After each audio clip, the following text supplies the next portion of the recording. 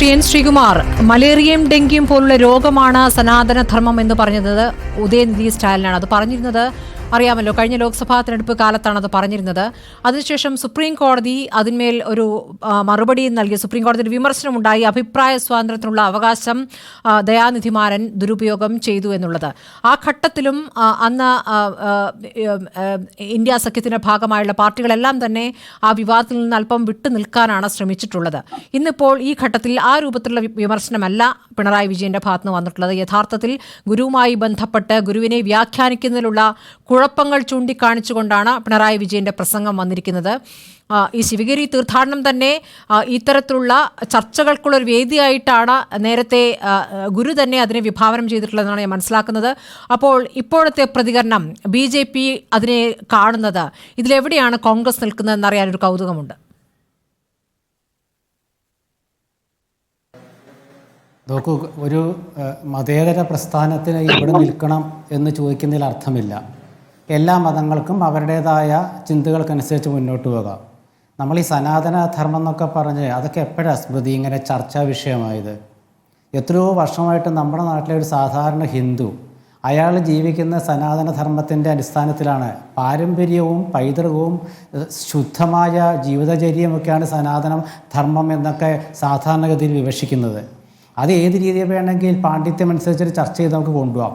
പക്ഷേ ഇന്നത്തെ വിഷയത്തിൽ അധിഷ്ഠിതമായിട്ട് നിൽക്കുകയാണെങ്കിൽ മുഖ്യമന്ത്രി പിണറായി വിജയൻ ശിവഗിരി തീർത്ഥാടനവുമായി ബന്ധപ്പെട്ട് നടത്തുന്ന പ്രസംഗത്തിൽ ശിവഗിരി തീർത്ഥാടനവുമായി ബന്ധപ്പെട്ടുള്ള ആരൊക്കെയാണോ അവരെക്കുറിച്ചാണ് പറയുക. അപ്പോൾ അവിടെ സച്ചിദാനന്ദ സ്വാമി ഒരഭിപ്രായം പറഞ്ഞു. സ്വാമിയുടെ അഭിപ്രായം എത്രത്തോളം ശരിയാണെന്നുള്ള വേറെ വിഷയം. എനിക്കതിനോട് ഒട്ടും യോജിക്കാൻ പറ്റുന്നില്ല. കാരണം ക്ഷേത്രങ്ങളിൽ പോകുമ്പോൾ ഷർട്ട് ഊരുന്നത് പൂണൂല് ഉണ്ടോ എന്ന് പരിശോധിക്കാൻ അറിയാൻ വേണ്ടിയാണെന്നാണ് അദ്ദേഹം പറഞ്ഞത്. അങ്ങനെയാണോ? അങ്ങനെയാണെങ്കിൽ ഇപ്പോൾ ഈ പട്ടികജാതി വിഭാഗത്തിൽപ്പെട്ട തിരുവിതാംകൂർ കൊച്ചി ദേവസ്വം ബോർഡിലൊക്കെ ജോലി ചെയ്യുന്ന ശാന്തി പൂജാരിമാരുണ്ട്, ശാന്തിക്കാരുണ്ട്, അവർ പൂണൂലിടുന്നുണ്ട്. പൂണൂലിടുന്നത് എല്ലാവരും ഇടുന്നുണ്ട്. വിശ്വകർമ്മജർ പൂണൂലിടുന്നില്ലേ? എല്ലാവരും പൂണൂല് ധരിക്കുന്നത് നമ്പൂതിരിമാരും ബ്രാഹ്മണരും മാത്രമല്ലല്ലോ, എത്രയോ പേരിടുന്നുണ്ട്. അപ്പോൾ അതെനിക്ക് തോന്നുന്നില്ല. കാരണം ക്ഷേത്രങ്ങളിൽ ആചാരം അനുസരിച്ചിട്ട് ലുങ്കി ഉടുക്കാൻ പാടില്ല, പാൻറ് ഇടാൻ പാടില്ല, ചിലയിടത്ത് ചുരിദാർ ഇടാൻ പാടില്ല, അങ്ങനെ ഒരുപാട് മറ്റേ ആചാരങ്ങളുണ്ട്. അതൊക്കെ മനുഷ്യനിങ്ങനെ ഇടയ്ക്ക് മാറ്റുമ്പോൾ ഗുരുവായൂര് അങ്ങനെ മാറ്റിയിട്ടുണ്ട്. ഈ ആചാരങ്ങളെ തകർക്കാനുള്ള ശ്രമമല്ലേ ഒരു തരത്തിൽ ശ്രീനാരായണ ഗുരു നടത്തിയിട്ടുള്ളത്? ശ്രീകുമാർ, ആചാരങ്ങളിൽ ഉറച്ചു നിൽക്കുക എന്ന് പറയുമ്പോൾ കേരളത്തെ ഭ്രാന്താലയം എന്നാണ് സ്വാമി വിവേകാനന്ദൻ പറഞ്ഞത്. അതിനുശേഷം ഇപ്പോൾ അയ്യങ്കാളി ആയാലും ഗുരുവായാലും നടത്തിയിട്ടുള്ള ശ്രമങ്ങൾ ഏത് രൂപത്തിലുള്ള മാറ്റങ്ങൾക്കാണ് ശ്രമിച്ചിട്ടുള്ളത്? ആ വിപ്ലവത്തെയാണ് ഇപ്പോൾ അത് വിപ്ലവമല്ല എന്ന രൂപത്തിൽ വ്യാഖ്യാനിക്കുന്നത്.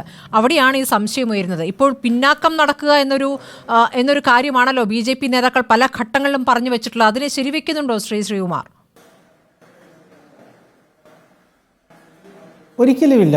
കാരണം BJP അങ്ങനെ പിന്നാക്കം നടക്കുന്ന ഒരു കാര്യമായിരുന്നല്ലോ അയോധ്യ ക്ഷേത്ര നിർമ്മാണം. അവിടെ ജനങ്ങൾ അംഗീകരിച്ചില്ലല്ലോ.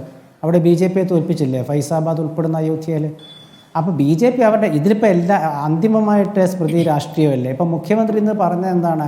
ആരും നിർബന്ധിക്കേണ്ട, അത് സാഹചര്യം അനുസരിച്ച് ഇതൊക്കെ മാറി വരുന്നുള്ളത്. ശ്രീനാരായണ ഗുരുവിനെ കുറിച്ച് നമ്മുടെ മുമ്പിലുള്ളത് എന്താണ്? ഒരു ജാതി, ഒരു മതം, ഒരു ദൈവം, മനുഷ്യന്. ഇത്രേ ഉള്ളൂ ശ്രീനാരായണ ഗുരുവിൻ്റെ. അതിലെല്ലാം അടങ്ങിയിട്ടുണ്ട്. അതിനെ നമ്മൾ വ്യാഖ്യാനിച്ച് വികൃതമാക്കാതിരുന്നാൽ മതി. ഇവിടെ മുഖ്യമന്ത്രി പറയുമ്പോൾ ഒരു കാര്യം അദ്ദേഹം പറഞ്ഞത് എന്താണ്? ഈ ആചാരങ്ങളൊക്കെ മാറ്റണം, നല്ല കാര്യമാണ്. ചട്ടങ്ങളും ആചാരങ്ങളും മാറ്റിയ സാമൂഹ്യ പരിഷ്കർത്താവാണല്ലോ ശ്രീനാരായണ ഗുരു. ആ ശ്രീനാരായണ ഗുരുവിൻ്റെ SNDP യോഗത്തിൻ്റെ സെക്രട്ടറി ഇന്നെന്താ പറഞ്ഞത്? ഗുരു ദൈവമാണെന്നല്ലേ പറഞ്ഞേ? അപ്പോൾ നമ്മൾ ചർച്ച എവിടെത്തും? ശ്രീനാരായണ ഗുരു സാമൂഹ്യ പരിഷ്കർത്താവാണ് എന്നാണ് നമ്മൾ പഠിച്ചത്.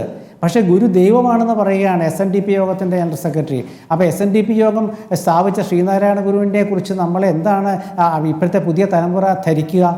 അതായത് ചട്ടമ്പി സ്വാമികളാണെങ്കിലും ശ്രീനാരായണ ഗുരുവാണെങ്കിലും അയ്യങ്കാളിയാണെങ്കിലും സാമൂഹ്യ പരിഷ്കരണത്തിൽ മുന്നിട്ടിറങ്ങി പ്രവർത്തിച്ചവരാണ്.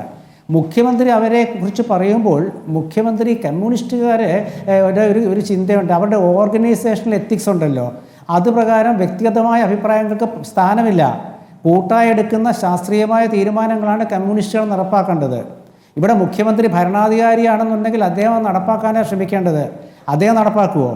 ഇതിൽ മുഖ്യമന്ത്രിയുടെ വ്യക്തിപരമായ അഭിപ്രായം ആ പ്രസംഗത്തിൽ അവസാനിച്ചു. അതിൽ പാർട്ടി എന്താ ഇതുവരെ പറഞ്ഞത്? പാർട്ടി എന്താ ഇനി പറയാൻ പോകുന്നത്? ഇനി അത് മാത്രമല്ല, മറ്റേ അന്ധവിശ്വാസത്തിനും അനാചാരത്തിനും എതിരെ ഒരു ബില്ല് കൊണ്ടുവരാമെന്ന് പറഞ്ഞില്ലേ നമ്മുടെ CPM ഗവൺമെൻറ്? ആ ബില്ല് എവിടെ എത്തി? അപ്പോൾ ഇവർക്ക് പ്രസംഗിക്കുക, തരം പോലെ പ്രസംഗിക്കാം. ഏതാണോ വേദി, NSS വേദിയാണെങ്കിൽ ചട്ടമ്പിസ്വാമി, ശിവഗിരിയുമായി ബന്ധപ്പെട്ട വേദിയാണെങ്കിൽ ഇങ്ങനത്തെ ധർമാശ്രമവും അതുപോലെ സനാതനവും ശ്രീനാരായണ ഗുരുവും. അതല്ലാതെ എന്താ ഉള്ളത്?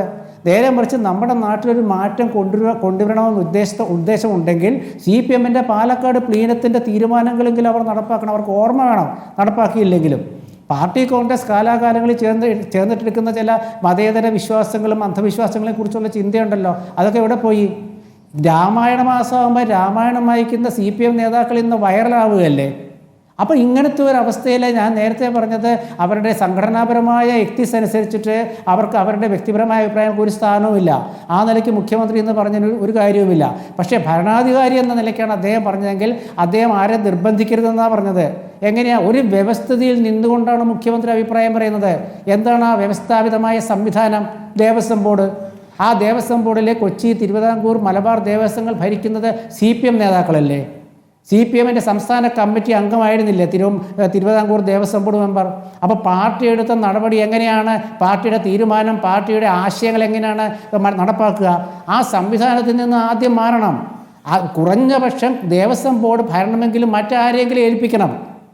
അതില്ലാത്രത്തോളം കാലം ഇവർ പറയുന്നതിൽ എന്താ അർത്ഥമുള്ളത്? ഇവർക്ക് ഇപ്പോൾ അവർ പറയുന്നത് ക്ഷേത്രങ്ങളിൽ കടന്നിരിക്കാം, ക്ഷേത്ര ഭാരവാഹികളാകാം CPM പ്രതിനിധികൾക്കെന്നാണ്. അങ്ങനെയാണോ അവർ മുമ്പ് പറഞ്ഞിരുന്നത്? കമ്മ്യൂണിസ്റ്റുകളെ കുറിച്ചുള്ള വിശ്വാസം എന്താണ്? അവരെ ഈശ്വര ചിന്തയ്ക്ക്, അതായത് അവർ യുക്തിവാദി ചിന്തയെ പ്രോത്സാഹിപ്പിക്കുന്നവരാണെന്നാണ്. ഇവിടെ CPM നേതാക്കളും കമ്മ്യൂണിസം ഒരു ഉൽപ്പന്നമാണ്, അത് എല്ലാവരും വിറ്റഴിക്കേണ്ടതുണ്ട് എന്നുള്ളൊരു ബോധമാണ് ഇപ്പോൾ കമ്മ്യൂണിസ്റ്റ് പാർട്ടിക്കുള്ളത്. അപ്പോൾ എല്ലാവരിലേക്കും എത്തിച്ചേരേണ്ടതുണ്ട്. അത് വിശ്വാസികളിലേക്കും എത്തിച്ചേർന്നാലാണ്, അതുകൂടിയാണ് വോട്ട്. അപ്പോൾ അതിൽ പ്രായോഗിക രാഷ്ട്രീയത്തിലേക്ക് കൂടിയാണ് കമ്മ്യൂണിസ്റ്റ് പാർട്ടി പോകുന്നത്. അതിനെ കുറ്റപ്പെടുത്താൻ കഴിയുമോ ശ്രീ N. ശ്രീകുമാർ? ഒരു വട്ടത്തിൽ നിന്നാൽ മതി എന്ന് പറയും നിങ്ങൾ ഒരു ഘട്ടത്തിൽ. അതല്ലെങ്കിൽ നിങ്ങൾ പറയും കമ്മ്യൂണിസ്റ്റ് ചിന്താഗതി അങ്ങനെ ഇരുമ്പ് ചട്ടയ്ക്കുള്ളിൽ നിൽക്കുന്നു, അതിന് പുറത്തേക്ക് വരുന്നില്ല എന്ന് പറയും. നിങ്ങൾക്ക് തോന്നുന്ന രീതിയിൽ നിങ്ങൾ അതിനെ വ്യാഖ്യാനിക്കരുത്. നോക്കൂ സ്മൃതി, MRC CPMൻ്റെ നല്ല കമ്മ്യൂണിസ്റ്റ് നേതാവാണല്ലോ. MRCയിൽ എഴുതിയൊരു പുസ്തകത്തിൽ പറഞ്ഞിട്ടുണ്ട്, അതായത് കമ്മ്യൂണിസ്റ്റ് പാർട്ടിയിലെ നേതാക്കൾ ഒരു തട്ടിലും മറ്റേ അനുഭാവികൾ വേറൊരു തട്ടിലുമാണെന്ന്. അതായത് ഈ ക്രൈസ്തവ സഭയിലെ വൈദികരും അൽമായരും എന്നൊക്കെ പറയുന്നത് പോലെ. അപ്പോൾ നേതാക്കളെ നിങ്ങൾ അറിഞ്ഞോ? നേതാക്കൾ ക്ഷേത്രങ്ങളിൽ പോയാൽ അവർ കൈകൂപ്പുന്നില്ല, അവർ വിശ്വാസിയാകുന്നില്ല. നേരെ മറിച്ച് അണികളോ അവരെല്ലായിടത്തും പോകുന്നു, വിശ്വാസികളാകുന്നു. അപ്പോൾ ഇതെങ്ങനെ പൊരുത്തപ്പെട്ടു പോകും? അപ്പോൾ അതുകൊണ്ടാണ് ഞാൻ പറഞ്ഞത്, കമ്മ്യൂണിസ്റ്റ് പാർട്ടികൾ അവരുടെ നയം മാറ്റിയിട്ടുണ്ടോ എന്ന് അവർ പറയട്ടെ. ഗോവിന്ദ മാഷ് ഇടയ്ക്ക് വൈരുദ്ധ്യാത്മക ഭൗതികവാദത്തെക്കുറിച്ചൊക്കെ പറയുമ്പോഴും ഞാനീ പറഞ്ഞ നിസ്സാര കാര്യമാണിത്. അവരുടേതായ ആശയവും ചിന്താഗതിയും ഉള്ളതുകൊണ്ട് ഗുരുവിനെ വ്യാഖ്യാനിക്കാൻ കമ്മ്യൂണിസ്റ്റ് പാർട്ടിക്ക് യാതൊരു അവകാശവുമില്ല എന്ന രൂപത്തിലാണോ അതിനെ മനസ്സിലാക്കേണ്ടത്? BJPക്കാകാം, പക്ഷേ കമ്മ്യൂണിസ്റ്റ് പാർട്ടിക്ക് ആയിക്കൂടാ എന്നാണോ? ഞാനങ്ങനെ പറഞ്ഞില്ലല്ലോ. ചോദ്യമാണ്. ഞാൻ അങ്ങനെയല്ലല്ലോ പറഞ്ഞത്. ഞാൻ അങ്ങനെയല്ല പറഞ്ഞത്. ഞാൻ പറഞ്ഞ ശ്രീനാരായണ ഗുരുവിനെ കുറിച്ച് പറയുമ്പോൾ ശ്രീനാരായണ ഒരു സാമൂഹ്യ പരിഷ്കർത്താവാണ് എന്ന് CPM കരുതുന്നുണ്ടെങ്കിൽ കേരളത്തിൽ അവർ കൊണ്ടുവന്ന അന്ധവിശ്വാസത്തിനെതിരായ ബില്ല് എവിടെ? അതെങ്കിലും അവർ പറയട്ടെ.